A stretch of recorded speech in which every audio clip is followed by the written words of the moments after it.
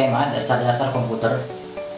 Di sini saya akan menjelaskan skema dasar komputer yang terdiri dari 3 komponen utama. Sebuah komputer yang digunakan memiliki rancangan dari 3 komponen utama, sehingga sebuah komputer dapat dioperasikan oleh si pengguna, si user. Bagaimana kalau salah satu dari 3 komponen utama tidak ada, maka komputer tidak dapat dioperasikan.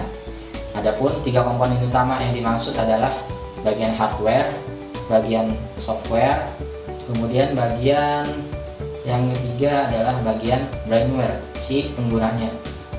Bila 3 komponen tersebut terpenuhi, barulah komputer dapat dioperasikan. Lalu, apa itu hardware? Hardware adalah perangkat yang berupa fisik, dapat dilihat atau ada bentuknya secara nyata, yang merupakan perangkat input atau output yang berupa keyboard, mouse, monitor, hard disk, RAM, CPU, VGA, dan lainnya. Komputer software yang kedua, komponen software ialah perangkat lunak yang tidak ada bentuknya. Bentuknya berupa tidak berbentuk fisik, melainkan suatu program yang digunakan dalam komputer, yang berupa instruksi-instruksi perintah yang dapat dimengerti oleh komputer atau mesin, sehingga disebut software, perangkat lunak.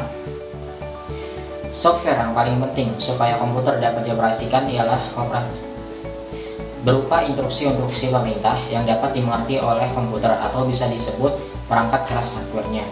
Software yang paling penting supaya komputer dapat dioperasikan ialah operation system atau OS. OS komputer biasanya itu yang paling sering digunakan adalah Windows, Linux, macOS, dan lainnya masih banyak. Kemudian komponen utama yang ketiga adalah brainware, si penggunanya. Maksudnya adalah orang yang menggunakan komputer untuk digunakan dengan keperluan si pengguna.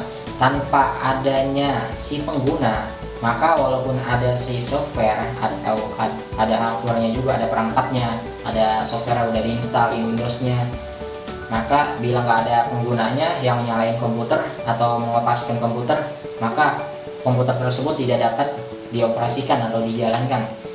Maka 3 komponen utama yang telah disebutkan saling terhubung sehingga komputer dapat dioperasikan. Maka itulah skema rangkaian yang saling terhubung dasar komputer. Sekian, terima kasih.